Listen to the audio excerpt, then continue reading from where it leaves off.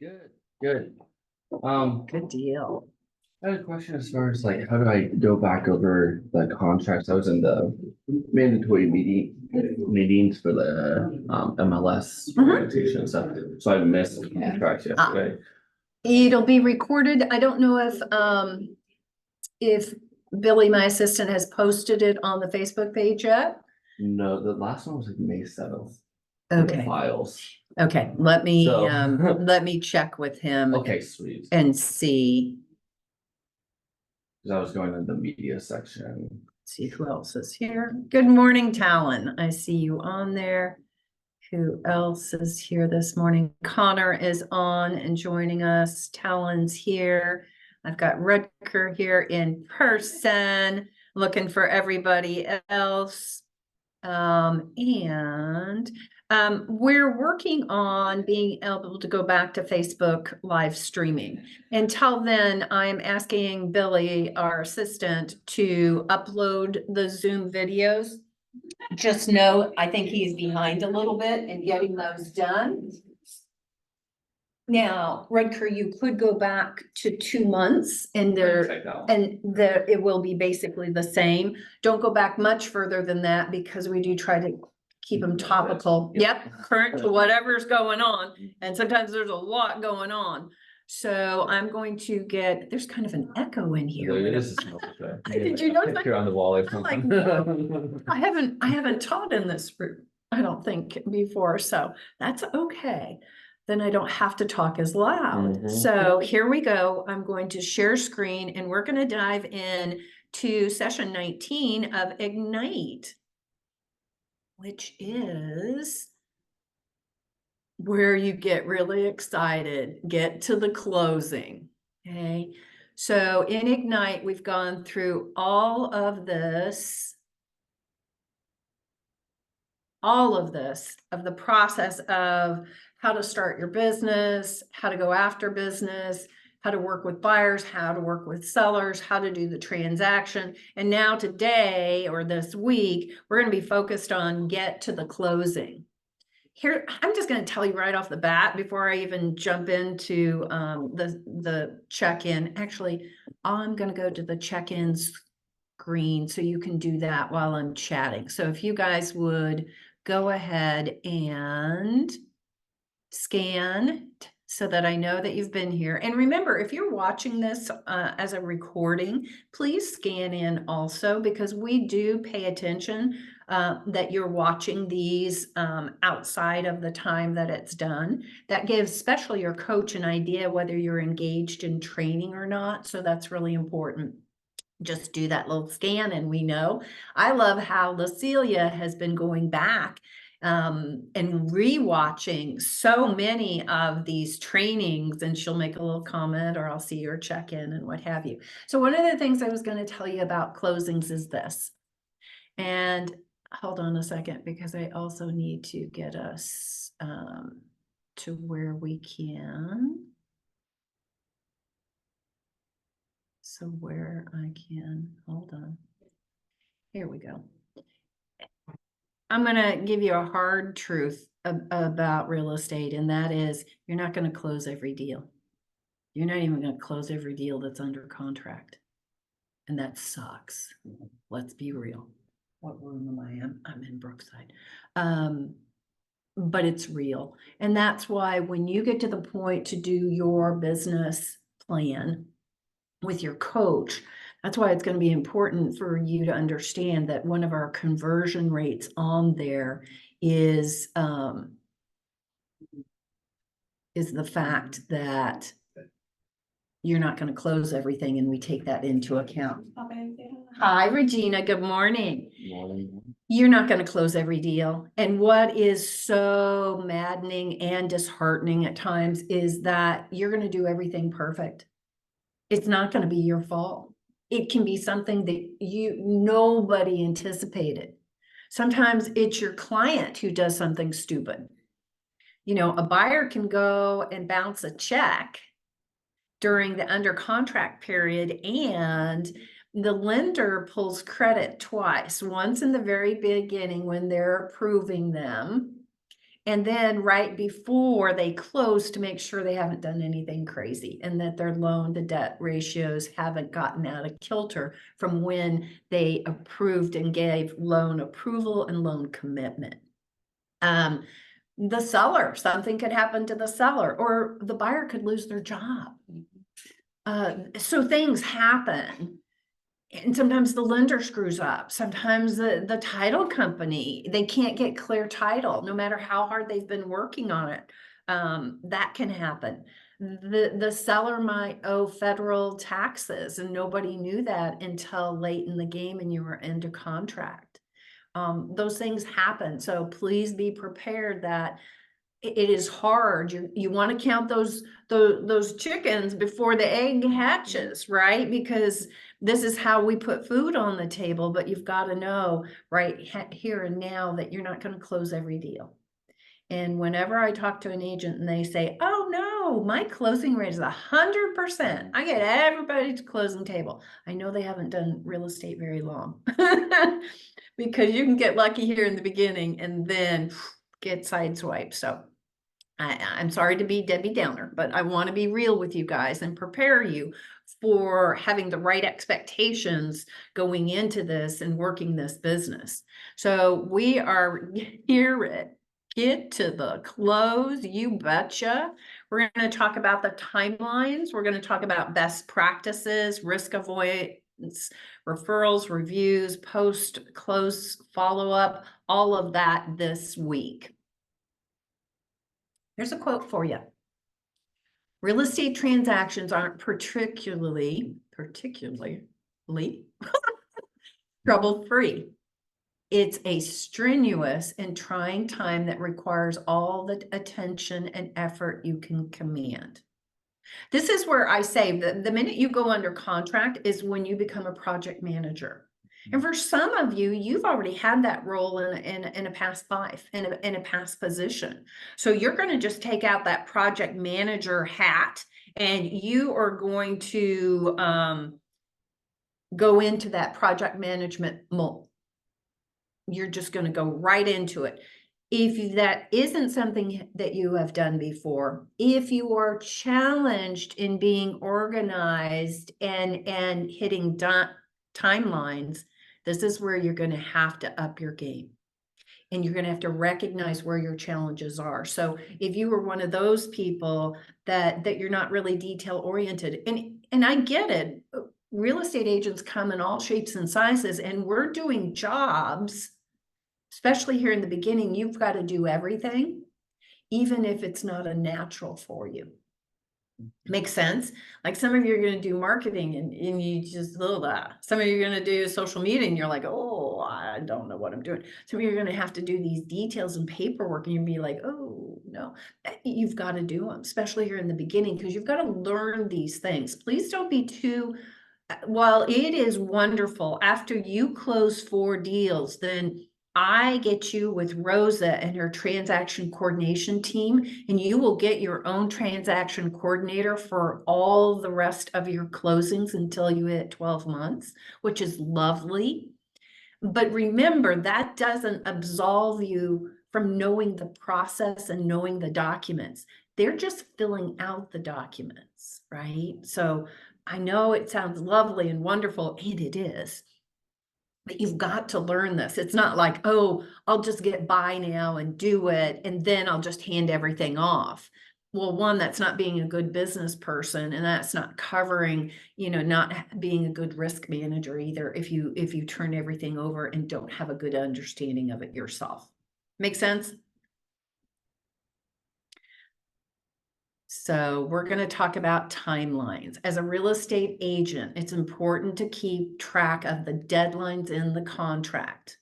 Use the contract you've been using, like from contracts class with Linda, then you need to be able to look at that and look at I should have, here are the timelines that I want you to keep in mind. Contract acceptance date. Okay, what is the effective date of the contract? And it says there in the contract, What is the earnest money deposit deadline? It defaults to 3 days in the contract. Now, do you know there's a difference? Do you remember? Actually, this is wrong. It should be delivery is 3 days. Oops. Delivery is 3 days. Deposit.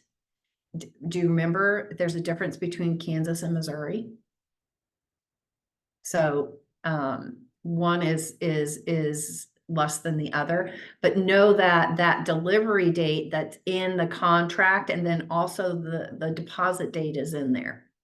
Inspection period, that's a default.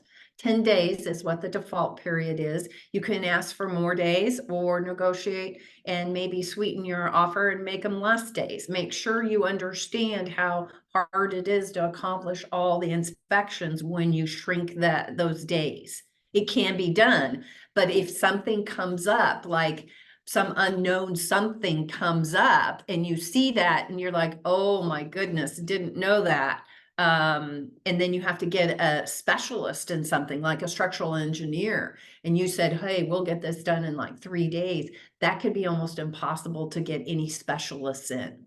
Insurability check. This is critical right now. Have you all been hearing about home insurance?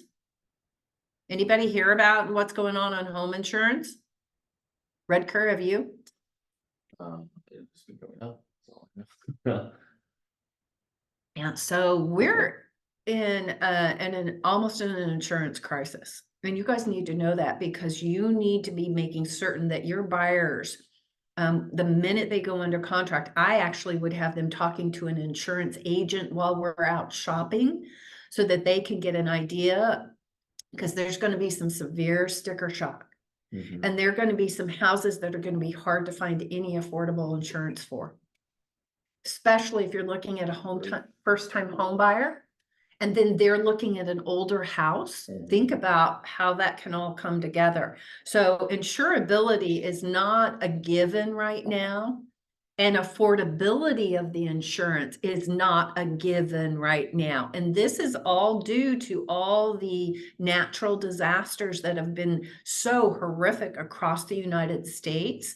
And they weren't really hitting us that hard in the Midwest as far as rates, and now they are, because the insurers have to start spreading that, because they're getting hammered with claims and everything. You know, as our weather gets more unpredictable like it has been, this can severely impact our buyers' ability to get affordable insurance. So that needs to be part of the upfront discussions you have with buyers in that consultation. That renegotiation period, if you didn't do an in its present condition addendum, then you can go back and renegotiate the contract. Your buyer can with the seller. The appraisal period, you need to know that the appraisal has to be done in the loan approval period. What's the loan approval period? Loan approval is the same as loan commitment. Now, there isn't lenders don't automatically send you an official notification that says buyer's loan is approved, da, da, da, da, da. They'll give you a phone call. They'll let you know, hey, we're good to go, but it's not a formal process. And know that as a buyer's agent, you need to know that has to happen either 45 days after the effective date of the contract or 5 days prior to closing. If you're not on top of that, do you know what could happen? Well, the next paragraph talks about how the seller can unilaterally cancel the contract. Now, that would be very rare that they would do that, but if things had been, I'll tell you where sellers lose their patience is when a buyer wants to extend the contract. Maybe their lender is dropping the ball or things are taking longer, who knows what. Sometimes the seller will say enough is enough. And it doesn't always make sense, because they may not get that same offer if they go back on the market, but sometimes they get to their limit. And this is a point where a seller could say, enough, we're just canceling on you, period. You're gone. You're done. You're dead to me.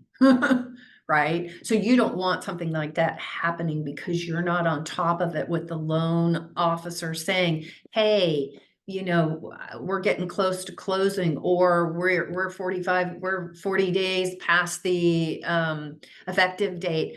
We haven't gotten loan approval. What's holding us up? Again, that's being a project manager. And then you get to the closing, right? So let's keep going.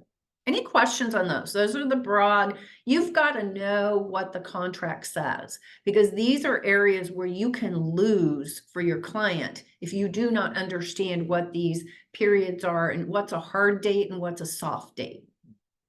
Some of them are hard dates. Something automatically happens on the 11th day of the inspection period.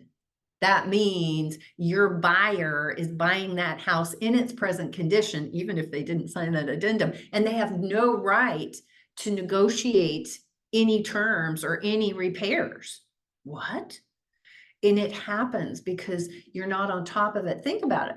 Rutger, we hope you get to the point where you have 4 or 5 buyers or transactions at one time. And they all have different contract periods, right? So you've got to be thinking ahead of, how will I track that? What will I do? Also in command, in the team account, where you will do all of your opportunities, all of your transactions, all of your paperwork, there are, under the contract to close, there is a checklist under every stage for you. So you get to the appraisal stage, you can click on that. You will see a checklist right there. So don't, and once you go under contract, you should be immediately scheduling time with your coach saying, what happens next? Because you're going to forget all this we just said, or some of it, or part of it, or all of it. I know that happens. And so I want to make certain that you guys know that. Don't be guessing of what happens. It's such a celebration to go under contract, but then the work and the concentration happens. Who's involved in the transaction? Oh my goodness. Yeah. Let me, hold on one second. Come here, everybody. Yep, everything's good. Okay, I was just double checking. Okay, who's involved in this transaction? Whole lot of people. Whole lot of people. Whole lot of people. Parties involved in the transaction. Well, you've got the co-op agent, and you're going to have good, bad, and ugly in a co-op agent. And I'm going to tell you right now, sometimes you're going to do some of their work because you're going to make sure it gets to the closing table. Don't get at a standoff and say, that's not my job. Well, sometimes it's going to be your job. And whether it's fair, whether it's right, but that's what you're going to do. You're going to pick up the ball and run. And then you've got the title company, the inspectors, the lender, the appraiser, the insurance agents, property managers, if it's been a rental, tenants, if it's been a rental, movers, contractors, family members, like it or not. Oh my goodness, when a first-time home buyer says, and my dad's going to come along too. Oh, God love you, Dad. Because Dad's going to go into dad mode. I'm protecting my child. And all of a sudden they're an expert on homes. And they may be, but rarely are they. And they've got to give their 2 cents. So this is where you've got to remember, again, it is okay for you to reach out to the other side's lender, title company, because you've got to make sure you're on task and that everybody's going the same direction, pretty much in the same lane at the same speed. And it doesn't happen all the time. So if you have a really good co-op agent who is very communicative and giving you updates all the time, that's lovely. But I'm going to tell you that doesn't happen all the time. And so you're going to have to, and it's going to feel weird that you're getting into their business, but you have to. You've got to know what's going on. And if you're not getting clear communications from that co-op agent, then there is nothing wrong with, if you're the listing agent, to reach out to the buyer's lender and say, hey, hadn't heard an update. Where are we? Are we on track to hit that closing on the 20th, whatever date is your closing date?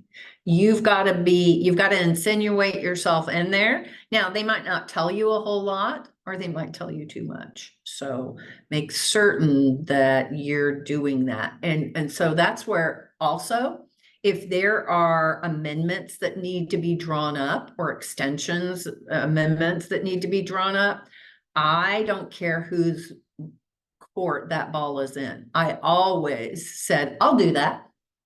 I'll write up that amendment to extend the closing. I'll write up that amendment for whatever. Even if it really was the co-op agent's job to do that, because I wanted to get it done. I wanted to get it done quickly, wanted to get it done right. And that's where, don't get all stuck on, well, they should be doing that. Just get it done.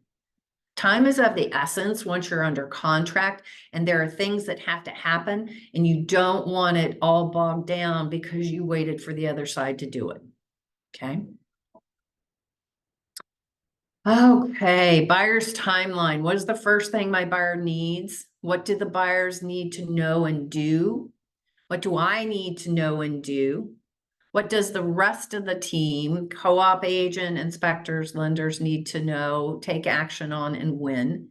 And what am I doing at each point to bulletproof the transaction and set myself and my buyers up for a successful close? Well, I have power tools. I have one that is, if you did the orientation, launch orientation, then you got a booklet that has some of these key power tools in them. And one is the timeline and checklist for buyers, one for sellers, and then one for the overall transaction of both roles, so that you can see that. And in the beginning, I'm going to tell you, you should have those checklists out and in front of you, or using them on command, because they correlate with all the tasks that are in command under contract. Because, and then the other thing I have in my power tools that maybe you've seen is I've got a congratulations under contract email content. And so it's a template that you can send to your buyer or your seller once they go under contract. And it says, here's what's going to happen next. And it helps set expectations and gives them clarity, because you might have gone over all of this when you had your buyer's presentation or consultation with them. Can I tell you, they probably don't remember most of it. Much of what we do, Rutger, is we repeat ourselves with clients again and again and again. That's why I love that letter, that email that says, here's what happens next. It also has, here are the contract dates in that you can put into that template, so that they'll know, what the effective date of the contract was, what the close date was, what the inspection period was. Because remember, when you were writing that offer, there may have been counter offers. And so you might have gone back and forth on terms and everything, and your buyer might not remember what they agreed to, even though they signed the document. Don't assume that they know or remember. So again, give them tools. It also protects you legally and liability wise if you're reminding them all the time, here's what happens next. One of the things we get a bad rap for is being bad communicators. And so we think that because we told them in the beginning that we don't need to repeat it, and really we do. So a buyer's timeline is submit their deposit within 3 calendar days, unless there is a different date that is put in the contract. Also, well, I'll talk about it when we get to the seller's side. Inspection period, again, you have to, at the end of the inspection period, if you are doing inspections, and if whether you get to renegotiate or not, if you checked number one in its present condition addendum, then you had the right to do inspections and either accept the house as is or cancel. That's number one. Number two is you get to do inspections, but you're still taking the house no matter what. Number three is no inspections and you're taking that house no matter what. Okay, as far as condition and inspection and any repairs, there are none. Okay, so you've got to make sure that if you're doing number one or there is no in its present condition addendum, then you are making sure that, like I said, you're getting back to the other side by day 10 if it's a 10-day inspection period. It has to be day 10 before 11:59 p.m. Otherwise, something automatically happens, and that is you've given your buyer the pleasure of buying that house as is with no right to cancel or renegotiate. Zip, zero.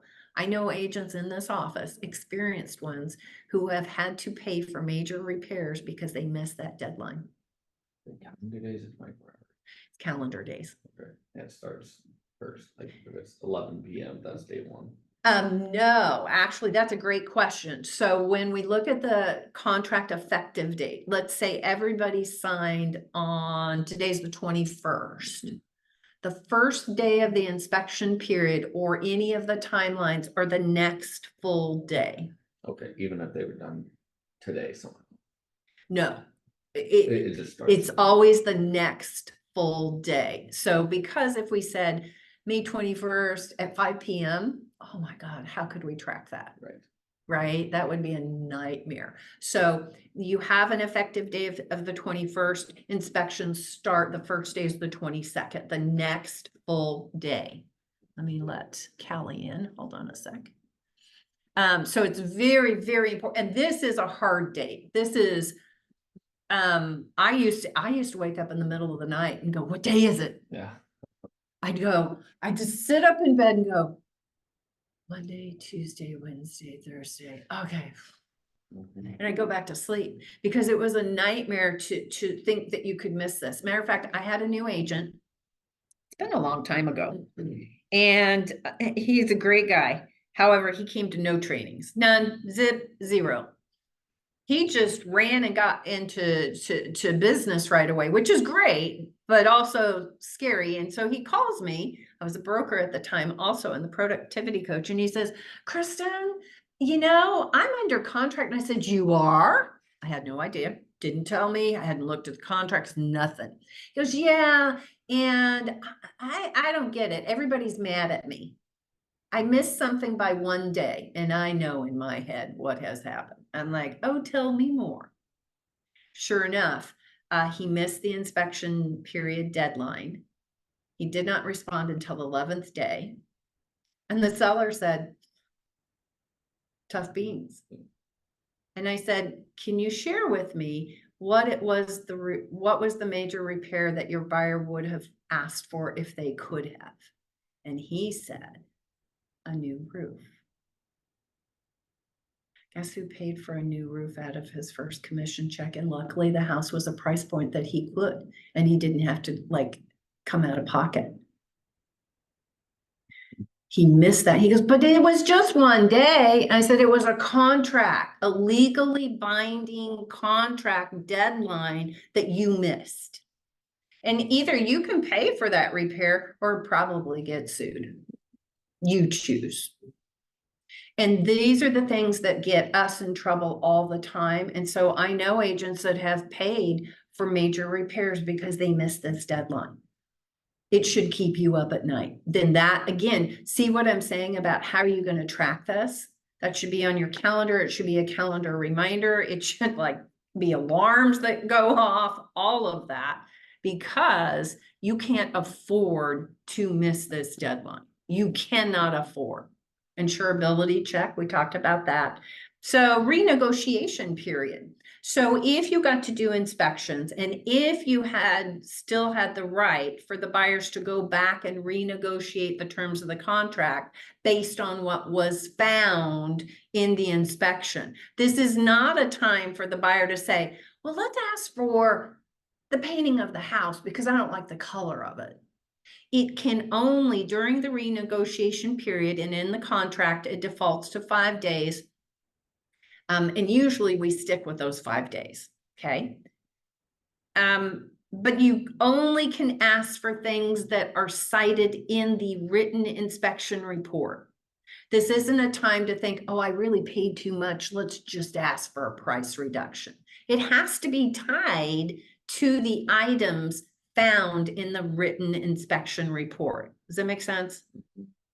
So you can't make stuff up, and it can't be prospective repairs. If they say you've got 10 more years on the roof, and the buyer says, well, then let's ask for a new roof. No, you don't get to ask for a new roof. No, you don't. Now, because of the insurability issue that's going on right now, many insurance companies will not insure a roof that is 20 years or older, even if they're in good shape. So if you have a listing that has an older roof on it, then you've got to have a conversation with your seller and say, I know it's a hot market, but you've got an older roof. We need to have it looked at to figure out how old it is. And an insurance company may not cover this house, and you might be stuck with either splitting the cost of redoing it or paying for a whole new roof, or a buyer won't be able to get this house. That's how severe the insurability issue is right now. So keep that in mind. So during this renegotiation period, you have 5 days. And in that, you will have sent at the last day, at least the last day or before your inspection period, you would have sent an inspection notice and also a renegotiation of unacceptable conditions amendment to the sellers, asking for what you want done. And you can ask for either repairs, that the seller make repairs. I'm going to tell you right now, and I'm adamant about this, I hate seller repairs. It can be one of the stickiest, most painful things that can happen because the buyer says, oh, let's just let the seller do those repairs. And unless you can pick out who the contractor is, do you think the seller's going to pick the most expensive contractor? No. All it says, it has to be done, the repair has to be done in workmanlike fashion with quality materials. Yeah. Yeah, it could be Uncle Bob. It could be Uncle Bob. So I hate seller repairs as a broker. It was like one of the biggest headaches for me that they wouldn't be done right, or a buyer moves in and finds out that they weren't even done. Yeah, that it was a mess. So I prefer the other options. That's either a credit towards the buyer's closing costs, however much, and you've got to know how much their estimated closing costs are from the lender. Don't be guessing those. And if it is more than just covering their closing costs, that repairs that need to be done, then I'm going to also ask for a price reduction. And you can do a combo of both. You can do a combo of all three. You could have a repair, a price reduction, and a credit towards closing costs. Always try to go for the closing cost credit, because that keeps more money in the pocket of your buyer than the reduction of the price of the house. Does that make sense? But I'm not kidding. When I say I hate seller repairs, I don't know how we got into such a bad habit of defaulting as buyers agents to, oh, just have the seller repair that. It's the worst idea ever, unless it's something major. Now, if it's a sewer line, I probably want the seller to fix that, because too many surprises can happen once you open the earth. And what they thought they saw on the camera could be a lot worse, and it could be thousands of dollars more. Now, here's another thing about the inspections, is that I want you to make certain that you're having that conversation with your buyer, that we're only going to ask for things that if we had known about these things, you would have made a different offer price-wise. Meaning we're talking significant dollars, not the nickel and dime. We shouldn't have nickel and dime items on our resolution of unacceptable conditions. Now, easier said than done. You're gonna get some buyers. They're gonna see, do you know how many pages on average an inspection report is? 60 or so. Yeah, 50 to 60. Buyer's gonna see that, and if you have not prepped them, they're gonna go, oh my God, the house is falling down. No, they just put everything on there. And a majority of it is a checklist on how to take good care of your house. Most of it's a honey-do list. We're looking for the significant things that would cost a buyer and have impact on the current house, meaning are the major systems, is something not working? Is the electrical or gas? Is there something majorly wrong with the foundation? Is there, we're looking structural, is it safety? Or is it something like a leaking pipe that if it continues, it's damaging and it's going to continue damaging the house and it needs to be addressed? So you've got to start setting those expectations before you even go out shopping. Okay, so that renegotiation period. Now, during that 5 days, only 3 things can happen. Either the buyer and seller can come to agreement, they can negotiate on the terms that the buyer said they wanted. Or the buyer can say, hey, I'll take this in its present condition. I'm just kidding, because there's a just kidding box on the back of the resolution that says, oh, I know I asked for things, but I want this house so much that I'll take it in its present condition. And that's usually how you're going to know that is one of 2 ways. Either the seller, the listing agent is going to say, hey, Redker, can I just tell you, we've got a backup offer. So you better come in clean with those inspections, because the seller's not going to want to negotiate. Okay. So, or the other option is, the seller may be saying, no, we won't do this, or not even getting back to you. And they could have a secret backup offer that they're not telling you because they really do want to dump you. So if they tell you the backup, they've got a backup offer, that usually is an indicator to me it's similar to my buyer's offer. So, right, does that make sense? Yeah. Whereas if they're not, because you as a listing agent do not have to disclose if they're backup offers. You could go quiet because it's such a good offer. You're hoping that the buyer asks for the world and you say no, and they won't take it as is. Mm-hmm. And you've already got a fully negotiated backup offer in the bank. It's ready to just step right into that place as soon as the first one's canceled. So you have to prepare your buyer that you might have to make a hard decision. If we can't work out with the seller what you're saying you want in the resolution, and we get down to day 5, I'm going to tell you there's probably a backup offer there. And you have to make the hard decision if you want to take this house in its present condition because you want it that much. Then we're going to sign a box, the just kidding box on the back of the resolution. And then we're going to send it over to the seller before the end of the 5th day. And then that binds the seller to us. They cannot cancel on us. So, and then the reverse can happen, that a seller can say, I'll do everything that you asked for on the resolution. And then the buyer can't cancel.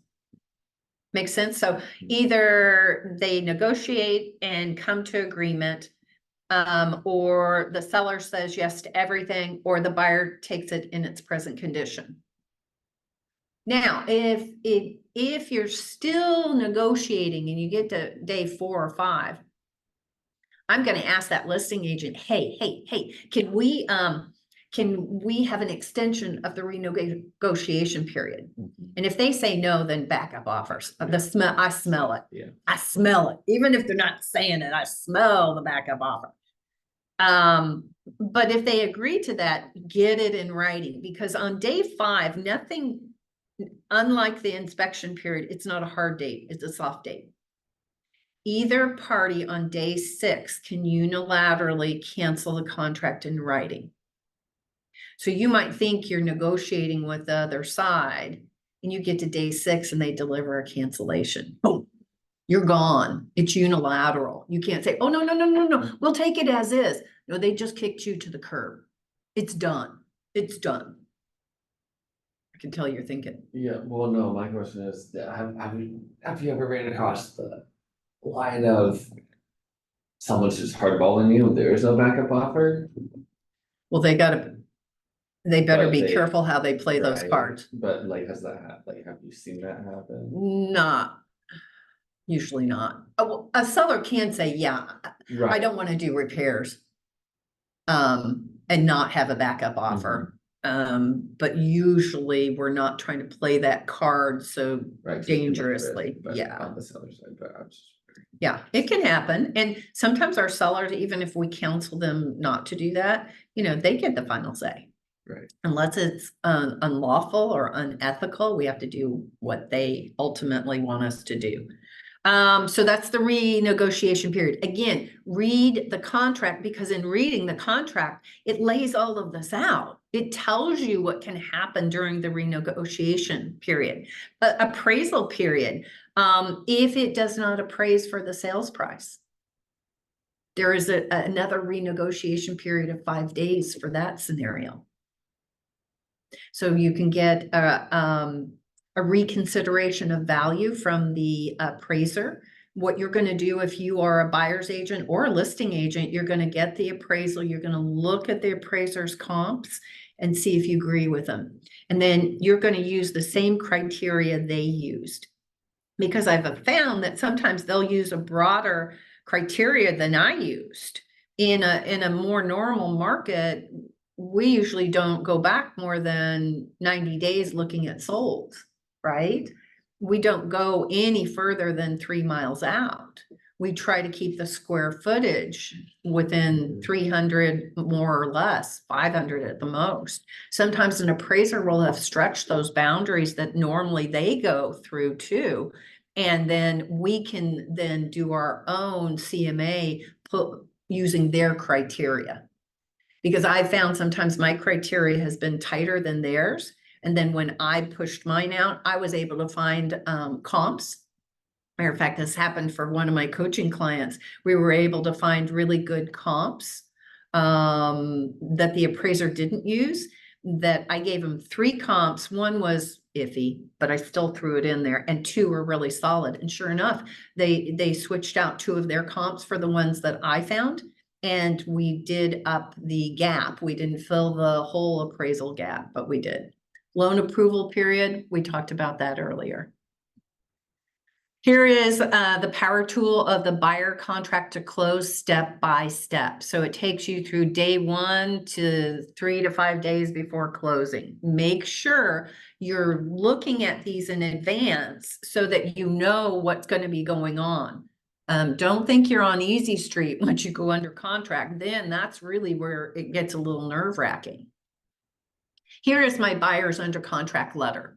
It says, congratulations, we're on the way to the final steps of closing on your new home. And then I have a seller version of this. So it has the key contract dates in it. It has the buyer's checklist for closing. I've got the closing date on there. I've got the possession date, because sometimes those are different dates. I've also set expectations. How often can we go see this house to show it to family and friends? Well, you don't. If it's occupied, we don't kick people out. You may not see it after inspections. You may not see it for 30 days. So that's a long time. What about inspections? So this is just a sample of that letter for the buyers. And like I said, I've got one for the sellers. Is that in your power tools, Kristen? Yes, it is, Callie. Okay, thanks. Yeah.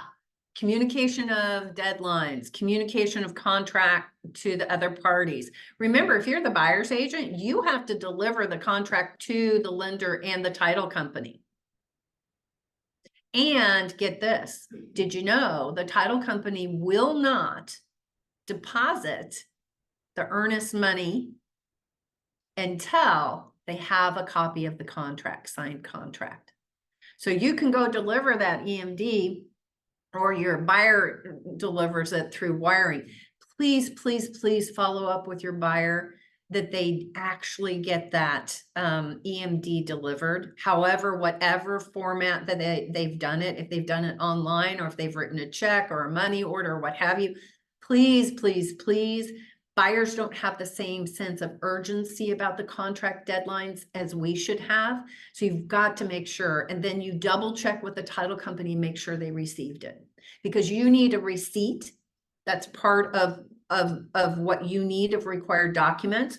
And remember, if they don't have a copy of the contract, then they're not moving forward with the file or making the deposit. Lender buyer communications, all the lists, all of this stuff, scheduling and of inspectors, make sure you're there for the inspections, make sure your people are there for the inspections. Yeah, you're reminding them, please don't buy anything when we're under contract. No cars, no furniture. Don't take out a new line of credit because Nebraska Furniture Mart had a great Memorial Day sale on furniture or appliances. Buy nothing. Utilities, are you reminding them when they should be setting up utilities? And are you doing that for the same? You know, all of this is the same on the seller side, basically. Are we getting in touch with the lender and the title company and listing agent? So you're going to say, but Kristen, here's how I felt. In the beginning, I felt like, well, what am I going to check in with the lender? I don't know their process completely. I don't know, I didn't even have an idea. Let's be real. I didn't even know. I'm like, how can I check up on them if I don't know what to be asking? So here's what I learned to ask. Mr. Lender, just check in on our buyer's file. Do you have everything you need? Is there anything I can help with? And are we on track for our May 30th closing? And then I'm doing that on a regular basis. Is there anything, are you hitting any bumps? Is everything going smoothly? Are we on track for the loan approval? When do you think that's going to happen? So I don't have to know their process intimately. I just need to be checking in, because here's what you'll find is sometimes a lender, something will be going wrong. Something might catch on fire and they're not telling you because they're trying to fix it. And then they wait and they wait and they wait. And then it's 2 days before closing and things have it's a bonfire and they didn't ever tell you. So you've got to be checking with them and say, hey, where are we on this? And where I haven't seen a closing statement from the title company. Remember, the title company can't come up with all the numbers, the final numbers, until the lender gets them to them. And you're going to see finger pointing. The title company says, I didn't get it from the lender. The lender said, oh, I sent it. I don't care. Who, what? You've got to be on track and be tracking all of those. The seller's timelines, again, they're all very, very similar. Things like as a listing agent, before you even accept that offer, did you talk to the buyer's lender? Did you see if the lender is even coherent? I'm sorry, but you got to check these things. How solid did they say the buyer is? Do they have the wherewithal to buy this? Yes, they might have a pre-approval, but I want to hear it from the lips of the lender. All right. Here's the seller contract to close step-by-step process in my Power Tools. You've got to know, again, you've got to let the title company know. So you can have split closings. And what is a split closing? Meaning that the buyer and seller can close at different title companies.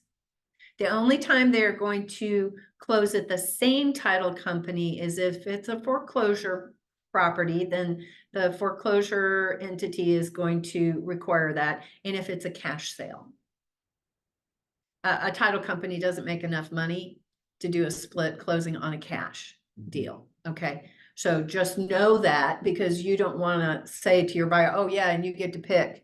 Oh, I didn't know you were cash. Oh no, we have to go with the seller's title company. Make sense? These are the things you need to know. You also need to know that you've got to understand how to use command opportunities and dot loop. And if you haven't gone to any Brett's classes or you haven't watched any videos on dot loop, then you better get a cracking. Because you've got to have an understanding, because that whole transaction, and you do not start your paperwork in dot loop. You start it in command, dot loop in command. Make sense?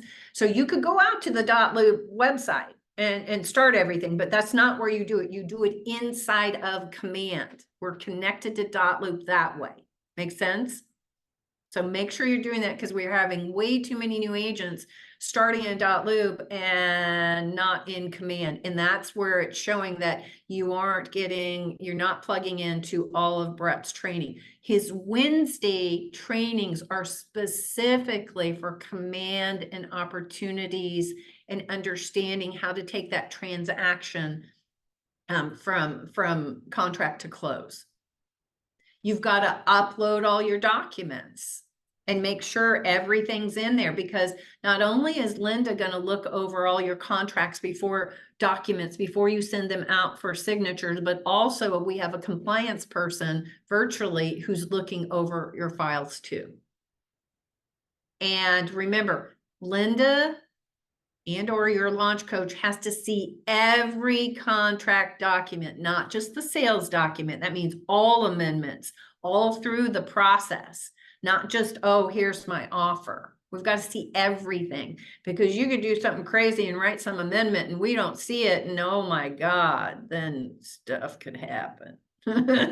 So don't be sending stuff out there without us spying it, because while most things are fixable on a contract, not all things are.